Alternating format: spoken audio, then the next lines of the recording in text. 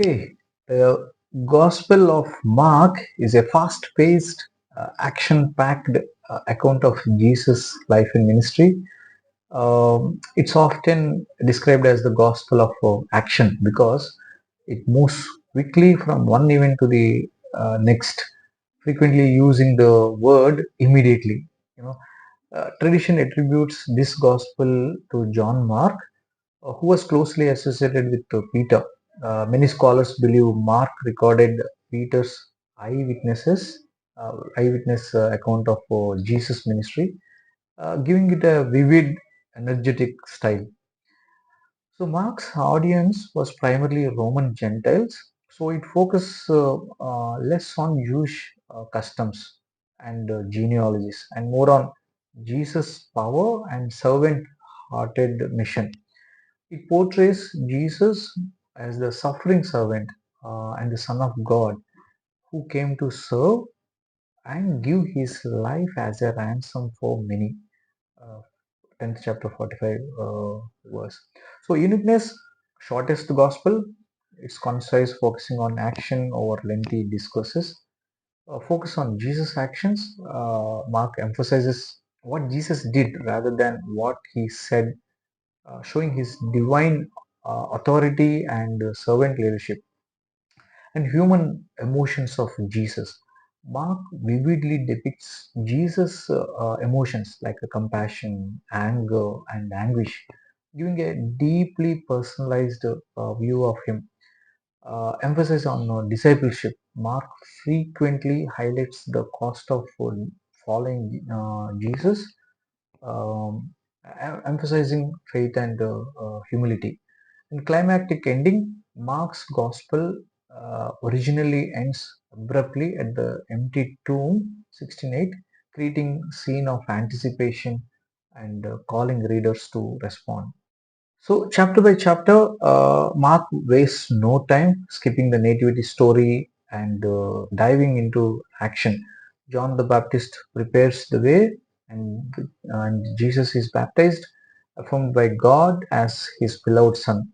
Jesus faces temptation in the wilderness, calls his first disciples, and begins performing miracles, including the healing of the sick and the casting out demons. Uh, and second chapter, Jesus' authority challenged. So Jesus forgives paralytics' sins and stunning onlookers and angering religious leaders. He eats with sinners, teaches about fasting, and declares himself as Lord of Sabbath, Lord of the Sabbath.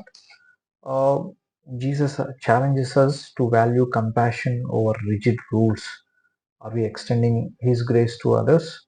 That's something we need to ask ourselves.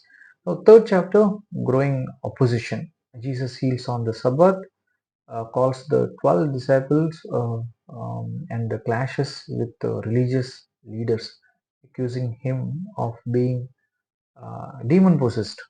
Despite opposition, people flock to him for healing. And now, fourth chapter, parables of the kingdom. Jesus teaches through parables, including the sower, the lamb, and the mustard seed, illustrating the growth and mystery of God's kingdom. Later, he calms a storm, displaying his divine authority over nature.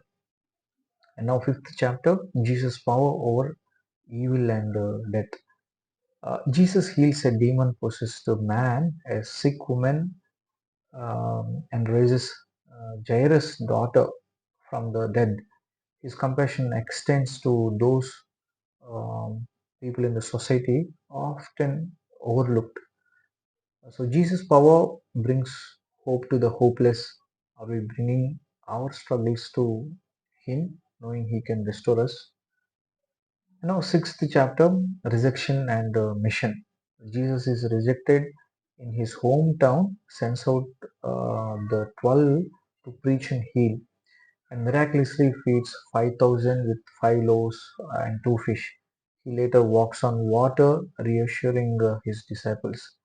Now, seventh chapter, confronting traditions.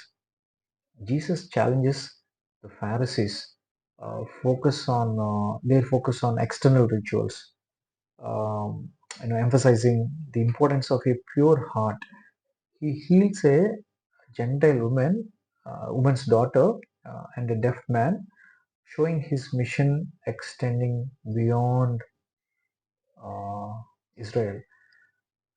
So true worship comes from the heart. And now, eighth chapter. Who do you say Jesus is? Jesus feeds 4,000. Uh, Jesus warns against the yeast of the people, so Pharisees primarily, and heals a blind man. Peter declares Jesus is the Messiah, but he struggles to grasp the idea of a suffering Savior. Now, ninth chapter, transfiguration and teaching. So Jesus reveals his divine glory in the transfiguration, foreshadowing his resurrection. He teaches about humility, servanthood, and the seriousness of sin. 10th chapter, the cost of discipleship. Jesus blesses children, teaches about wealth and the kingdom, and predicts his death. He heals blind Bartimaeus, showing faith is key to following him. 11th chapter, the triumphal entry. Jesus enters Jerusalem as a king, but overturns tables in the temple, condemning its corruption. His authority is questioned by religious leaders. And the 12th chapter, teachings in Jerusalem. Through parables and debates, Jesus confronts hypocrisy, teaches about loving God and neighbor, and warns against pride. So, true worship is wholehearted love for God and others. 13th chapter, signs of the end times. Jesus prophesies about the destruction of the temple and his return, urging his followers to stay vigilant. And fourth chapter, betrayal and arrest. Jesus is anointed at Bethany, shares the Last Supper, prays in Gethsemane, and is betrayed by Judas, one of his disciples. He faces trial before the Sanhedrin, standing firm in his mission. Sanhedrin, Council of Jews, who were there to give rules and laws.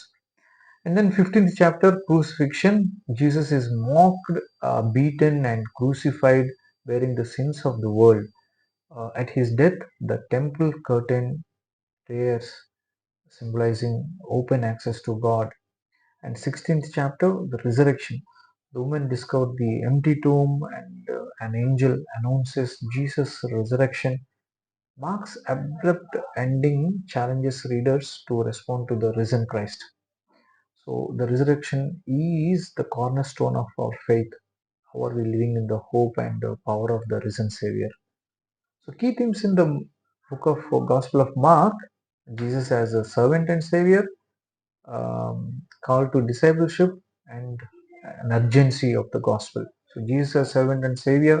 Mark presents Jesus as both the powerful Son of God and the humble servant of who sacrifices his life. And Jesus calls uh, disciples. Following Jesus requires faith, humility, and willingness to bear the cross. And Mark's first page reminds us of the importance of sharing the good news without delay. Mark's gospel is a dynamic and compelling account that challenges us to see Jesus not just as a teacher or healer, but as the serving king who came to redeem us. The question it leaves us with is the same one Jesus asked his disciples: who do you say I am? How we answer shapes everything in our lives. God bless you.